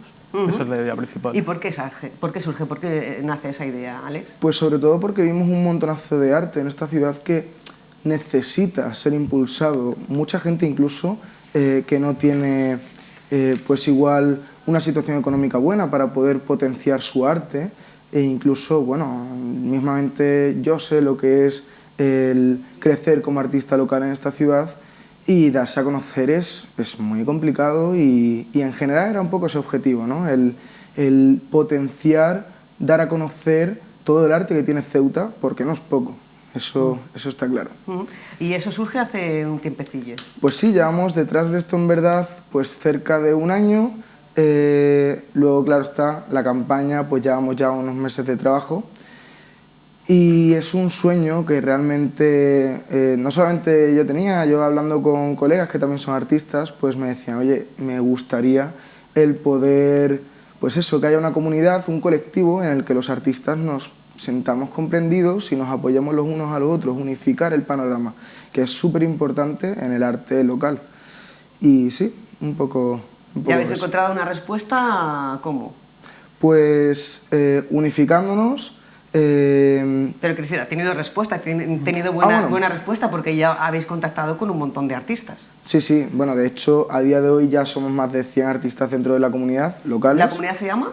Bay Hub Creativo. La comunidad en sí saca un producto que son las Bay Sessions, y básicamente pues consiste en eventos, festivales, conciertos, exposiciones artísticas, toda la manera de expresión artística, pues potenciarla de esa manera, así, exponerla al público así. El primer evento es el próximo 2 de mayo, viernes, Sala Factory, que va a ser como, Marc, ¿qué se puede contar? Pues básicamente va a ser un evento donde sobre todo se va a pasar muy bien. Vamos a tener bastantes tipos de arte, por ejemplo, podemos empezar con un poco de freestyle, batallas de freestyle, luego tenemos un poco de conciertos, y al final también tenemos un poquito de sesión de DJ y un poco de fiesta, donde podemos juntarnos todos los tipos de artistas, compartir opiniones, visiones y crear más cosas aparte. No se puede decir quiénes van a ser los artistas. De momento no se pueden decir, se van a ir desvelando durante esta semana. Desbloqueando, se van a ir Exacto. descubriendo la capucha, ¿no? Ajá, exacto. ¿Cómo surge la idea de hacer un simulacro de un atraco en el centro de Ceuta? Pues, para serte sincero, la verdad, estábamos en llamada y, no sé, en un brainstorming surgió así de repente un atraco tal y bueno, lo vimos al momento. Sí, algo que generara expectación, ruido y que, bueno, realmente también todo el tema del arte urbano, el graffiti y demás, siempre se ha entendido como vandalismo y realmente queríamos dar a entender que en este supuesto atraco no entrábamos a robar dinero, sino entrábamos a dejar arte, que no solamente es en Diwi, sino es en sí en la ciudad de Ceuta. Ha tenido una gran repercusión en redes sociales, un montón de visualizaciones. No sé si tenéis datos de las visualizaciones y de las interacciones que ha tenido la campaña. Bueno, pues a día de hoy se ha puesto en distintos medios. Una de las publicaciones creo que tiene más de 17.000 visitas ya, bastante bien, en menos de 9 horas, creo 300 me gustas, muy bien, sí. Y en general a la gente parece que le ha gustado bastante, hay mucho apoyo porque sigan habiendo cosillas así en la ciudad. Ha habido, no muchas, pero alguna que otra crítica. ¿Qué pensáis de las críticas? En plan, hay que simular un robo que no es un robo para asustar a la gente. Bueno, al fin y al cabo las críticas siempre van a estar ahí y cuanto más hablen de nosotros también es como nuestra idea. O sea, sabemos que un simulacro de atraco era algo arriesgado y queríamos exactamente eso, que hablen de nosotros, la idea. Y bueno, al fin y al cabo también nos beneficia. Hay que dejar claro que todo esto estaba consensuado y con las correspondientes autorizaciones por parte de las fuerzas y cuerpos de seguridad del Estado desde la delegación del Gobierno. Exacto, sí. Y bueno, y de hecho con la propia tienda también. Sí, incluso a Nacho en su momento, uno de los de Diwi, le propuse la idea en llamada. Oye, que mira, que quiero atracar tu tienda. Fue un poco... yo no sabía cómo se lo iba a tomar y bueno, al final salió bastante bien. Un poco arriesgado, pero muy guay, sí. Muy chula la experiencia. ¿Qué ha dicho Nacho? Bueno, al principio se rió un montón, nos dio la enhorabuena, le gustó muchísimo cómo quedó todo y nada, estamos pendientes de futuras colaboraciones en general en la ciudad. Porque no hemos dicho nada todavía, pero tanto Alex como Mar son socios de una empresa de creatividad, podríamos decir. ¿Cómo se llama la empresa y qué es lo que hacéis? Se llama Etcétera Creativos o ETC Creativos y básicamente es una empresa que no solo es de diseño gráfico y de ideas, sino que queremos como hacer todo el proceso, desde una idea que nos llegue el cliente hasta realizarla con todos sus medios. Y por ejemplo, ponnos algún ejemplo de lo que habéis hecho ya. Bueno, pues por ejemplo el mismo BEI, es también proyectos de iniciativa propia, o sea, aparte de servicios a clientes, pues también tenemos proyectillos que hacemos nosotros mismos, que también pues engloba un poco todo el mundo del diseño digital, del VFX, que son un poco nuestras especialidades, las campañas de publicidad, el arte en general. Adelantarnos a alguno de los artistas que están ya sumados, unidos a la plataforma, son 100 y pico de diferentes disciplinas, es una comunidad multidisciplinar. Bueno, yo voy a adelantarles uno, sin permiso. Un pintor. Vale. ¿No? ¿Quién es el pintor al que yo me refiero? Bueno, a ver, entiendo que soy yo, ¿no? Entiendes bien. Pues sí, a ver, bueno, en Ceuta tengo unos cuantos murales ya, en sí a mí me encanta la pintura, pinto cuadros, no solamente soy diseñador y director creativo, sino también, bueno, pues desde chico, ¿no? Me ha encantado pintar y bueno, algunos murales, como el del barrio de la Estación, por ejemplo. Y sí, dentro de poco también haremos alguna cosilla respecto al arte plástico y toda la manera de expresión también artística con la pintura y escultura. Sí. ¿Y qué más artistas, sabes? Forman parte de Day Hub Creativo? Es que... me pones en un aprieto. Esto, a ver, realmente... Hombre, pero algún avance tendremos que hacer a la hora de presentar a la criatura, ¿no? Sí, eso está claro. Bueno, digamos que le gustan los murciélagos Exacto. Y que es un artista muy guay de aquí de Ceuta. Esta tarde, de hecho, va a tener lugar el Face Reveal en Instagram y ahí sí que podréis ver bien quién es. Digamos que lo dejamos todavía en sorpresa. Tú te refieres a uno de los artistas que van a participar en la Bay Session del próximo 2 de mayo. Y que está dentro de la comunidad. Pero otros artistas que estén dentro de la comunidad y que todavía no vayan a participar en esta Bay Session. Pues yo sé que, por ejemplo, contamos, y ella me lo dice siempre, ¿no?, con el apoyo de Ebel. Que es una artista muy potente aquí en Ceuta, muy amiga mía. Y bueno, pues sí, podríamos decir que ella sería una de ellas, sí. ¿A qué aspira Bay Hub Creativo? ¿Qué impacto puede tener en el mundo del artistaje, en el mundo cultural de Ceuta y también en la oferta cultural que hay en la ciudad? ¿Alex? Pues a ver, aspira a que mi fantasía, ¿no? Después de... Yo ahora mismo estoy estudiando en Madrid, después de estar allí, veo que todos los días se hacen cosas además muy interesantes en todo lo que es la oferta cultural, pues un poco a darle una vuelta, un giro de tuercas a esas maneras de expresar el arte y sobre todo cómo vivirlo, ¿no? Sí, cambiar un poco la manera de entender el arte que hay en esta ciudad y bueno, pues impulsar a todos aquellos artistas que no solo ya son conocidos, sino aquellos que igual pues no tienen tantos medios para ello.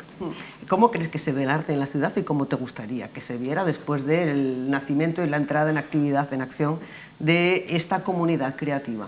Hombre, pues creo que hay mucho arte, eso siempre ha habido en Ceuta. Creo que se podría, por ejemplo, mediante la publicidad o mediante la unión cultura y comercio, que sí que es cierto, se han hecho varias cosillas aquí en la ciudad. Bueno, creo que se podría ver así, ¿no? Se podría también hacer exposiciones como las que veo fuera, ¿no? Con arte digital. Sobre todo, expandir un poco esa experiencia digital en la ciudad y sí, un poquillo así, más o menos. Tengo varias ideas para el futuro, tenemos ahí pensadas. ¿Y qué opina al respecto, Marc? Pues yo la verdad que al no ser de Ceuta, bueno, a raíz de la agencia de ETC, Alejandro me comentó todo lo que tenía pensado, hicimos un pequeño estudio y a partir de ahí pues me pareció increíble también y al llegar aquí a Ceuta la verdad es que me ha cautivado, o sea, me ha encantado. Tiene bonitos paisajes y la gente muy agradable, o sea que me quedaré aquí bastante tiempo. Y sobre todo Bay no solo ha llegado aquí para hacer un solo drop, que este es el primero de todos, sino que está aquí para quedarse, es decir, van a ver durante todo el año y años, va a haber bastantes drops con diferentes tipos de estética, es decir, esta ha sido como de atracadores, pero puede que en el segundo sea otro tipo de estética, que todavía no lo podemos decir. Para los que no estamos familiarizados con ese lenguaje, ¿qué es un drop? Un drop es como, pues, como sacar algo, es como exponer algo, es decir, como un lanzamiento, se podría decir. ¿Y el próximo cuándo va a ser? No lo podemos decir todavía. Solamente podremos decir que casi te diría que tenemos el verano pensado. Las vacaciones ya las tenemos hechas en la ciudad de Ceuta. ¿Y van a ser todos los drops en Ceuta? Por ahora sí, pero sí que es cierto que tenemos aspiraciones a Valencia, a Barcelona, sobre todo lugares con bahía y todo el mar, que al fin y al cabo es de lo que trata Bay, ¿no? Un poco esa bahía artística que empieza en Ceuta y que desde luego conecta con otras tantísimas ciudades con un medio común que es el arte y la cultura. Imaginaros que al otro lado de la pantalla tengamos algún artista, algunos familiares de artistas y dicen, uy, pues esto me puede interesar. ¿Quién puede formar parte de Bay Hub Creativo y qué tienen que hacer para ponerse en contacto con vosotros? Pues todo el mundo. De hecho, aquellos que a día de hoy sean artistas y amantes del arte, estamos en Instagram, somos bay.sessions y bueno, simplemente contactarnos. Tenemos una comunidad bastante grande y sobre todo es que aquí puede entrar todo el mundo que quiera expresar su arte. Queremos impulsar a todo artista emergente y que, bueno, y que no sea tan emergente. En sí lo que queremos es dar a conocer el arte de Ceuta, no solamente en Ceuta, que creo que también hace falta, sino también al mundo en sí. Aspiráis a hacer un festival grande, una Bay Session potente. Digo, eso nos encantaría. He de decir que tenemos alguna que otra idea. Pero, Alex, no nos estáis contando nada. Es que... nuevo, con respecto a lo que ya se sabía. Son cosillas que todavía lleva de muchísimo tiempo de trabajo, que sigue aún ahí. Tenemos que hablar con muchísimas, pero muchísimas marcas, porque bueno, realmente es a lo que aspiramos, sí, un festival y que, por supuesto, pues al igual que hemos empezado en Ceuta, que también sea aquí. Sí, un poco sería eso. Aún es que tenemos muchísimas ideas, pero las queremos dejar en el tintero porque al fin y al cabo es lo guay de la sorpresa, ¿no? ¿Qué sería de un regalo si no te lo presentan en un envoltorio primero? ¿Y cómo se financia esta comunidad?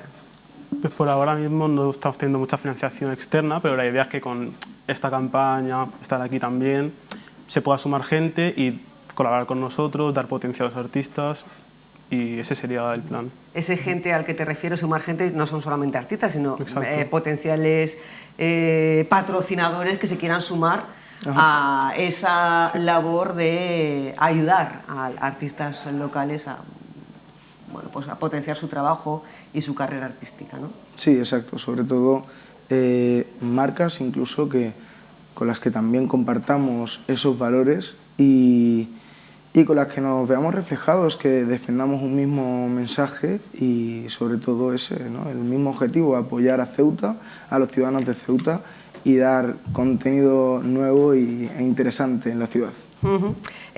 Primera sesión, primera Bay Session, 2 de mayo. ¿Y la segunda cuándo va a ser? ¿Podemos adelantarla? Venga. Se tiene pensado, bueno, está pactado ya, que sea el 30 de mayo. Sí. 30 de mayo, ¿dónde? Exacto, en la misma Sala Factory. En la misma Sala Todas Factory. las sesiones serán en la Sala Factory. Y en la sesión del próximo 2 de mayo, para que la gente empiece a comprar entradas en la página de Factory Prem, tenéis que adelantar algún contenido de lo que se va a disfrutar. Pues sí, habrá set de DJs, bueno, locales, que de hecho en las distintas salas ya habréis podido disfrutar. También empieza la jornada número 1 de la Liga de Freestyle en Ceuta. También tenemos un concierto de cantantes locales, muy interesantes de hecho, que a mí, he de decir, que me gusta personalmente. ¿Qué cantantes locales? Ay, es que todavía empezamos el Face Reveal hoy. Pero una, hombre, tampoco. Uno. Empieza por ese, podemos decir. Es que... Sí. Es que son distintos usuarios, digamos, exacto. distinta audiencia, la de Instagram y la de la tele pública, puedes decirlo sin ningún problema. Bueno, pues el primero... venga, va, lo decimos. Lo decimos. Venga, el primero será Santaella, uno de ellos, Sergio Santaella, el murciélago de Ceuta. Y bueno, estamos bastante contentos de tenerlo en la comunidad, de tenerlo contando con él en la Bay Session #001. Y sí, no te puedo decir más. Ese es el primero. Sí. Exacto. ¿No va a aparecer alguien con alguna... con un pasamontañas o algo el día 2? Estaremos todos. ¿Los atracadores? Ajá, sí. Solo puedo decir eso, que estaremos todos los atracadores del atraco de Dewey que tuvo lugar el sábado y muchos más. Si quieres saber más, tienes que asistir al evento. Es así. Próximo viernes 2 de mayo, para algunos es puente, para otros, bueno, pues el inicio del fin de semana a partir de las 10 de la noche en la Sala Factory, primera Bay Session con, bueno, pues artistas El Murciélago de Ceuta y algunos más, Santalla y algunos más, pero con diferentes modalidades de artistaje y de música. Ya pueden comprar la entrada en la página de factorypren.es. Pues chicos, muchísimas gracias por compartir con nosotros. ¿Qué tal lo habéis pasado Muy bien. en esa performance del pasado sábado? La verdad. Porque a mí me dijo un pajarito que teníais muchísimos nervios previamente en que algo fallara. La verdad que los primeros minutos fueron de muchos nervios, pero una vez entramos ya nos metimos en el papel como si estuviésemos acostumbrados. Y cuando vais por la calle Rebellín arriba con el pasamontañas, la camiseta negra, y ¿os sentíais muy observados? ¿Qué caras veis? Sí, la verdad es que todo el mundo que pasaba por alrededor nos miraba y ya se acercaba hacia la tienda para ver qué estábamos haciendo. O sea, que os metisteis en el papel. ¿Qué se siente en el papel de un atracador? Es un poco raro, es decir, yo cuando me puse ahí delante de la puerta y vi a todo el mundo mirando, casi que me sentí, no sé, como si fuera uno mismo, ¿no? Y no, hombre, pero es muy interesante. Es muy interesante, no sé yo, no sé yo. Claro. A ver si cuando llega la policía después nos ponen los grilletes y a continuación acabamos en el juzgado. Hombre, espero que no. Alex, Mar, muchísimas gracias. Que vaya muy bien, que tengáis muchísima suerte y que ayudéis a muchos artistas a potenciar su carrera o su hobby en el mundo del arte, en la disciplina que sea. Muchas gracias por compartir con nosotros estos momentos posteriores a la performance que generaba gran expectación en el centro de Ceuta, en el Paseo del Rebellín, en la tienda Diwi. Gracias. A vosotros. Muchas gracias. Les comentaba lo del juzgado porque precisamente al juzgado nos vamos ahora, concretamente a la audiencia provincial. Ahí sigue nuestro compañero Rafa Morales, que está siguiendo desde el primer día el juicio por el asesinato de una mujer en Parques de Ceuta. Muy buenas de nuevo, Rafa. ¿Hay alguna novedad? Hola Susana, pues la novedad de momento sigue estando en reanudar el juicio porque después de ese receso todavía los problemas técnicos han ido demorando que se reanude esta vista oral en la sala primera de la sección sexta de la Audiencia Provincial de Cádiz aquí en Ceuta. Recordamos que a primera hora de la mañana, debido a esos problemas de conexión con las videoconferencias, se ha tenido que adelantar lo que es el testimonio, la declaración del acusado, que ha testificado solo a preguntas de su abogada. En estos momentos procedía ya a que pasase al interior el acusado de nuevo a la sala porque se iba a reanudar esta vista oral después de reestructurarse esos problemas de conectividad. Recordamos que lo que está previsto es que se aborde en este caso la parte pericial relacionada con los aspectos psiquiátricos y también en temas de violencia de género. La síntesis o el planning de lo que le queda al juicio, estamos en la quinta jornada judicial, es que las declaraciones, está previsto, la previsión que hay es que las declaraciones concluyan durante la jornada de hoy. Ya mañana martes quedaría, si lo estima oportuno la jueza, para también tener en consideración que el jurado popular, después de una jornada amplia que se presupone la de hoy, con testimonios, con periciales, pues tenga más amplitud en el tiempo, pues mañana sería el turno, si así se estima conveniente, de los informes de las diferentes partes de los letrados de defensa, acusación particular y fiscalía. Una vez que se realice esto, ya quedaría habilitado el turno de deliberación por parte del jurado popular, que podría irse entre este martes de esta semana y el próximo miércoles. El juicio, en todo caso, de manera, digámoslo así, excepcional, se podría prolongar hasta el viernes de esta semana en el caso de que el jurado popular todavía no hubiese deliberado su veredicto. Recordamos también que una vez que se produzca ese veredicto quedaría visto para sentencia por parte de la jueza.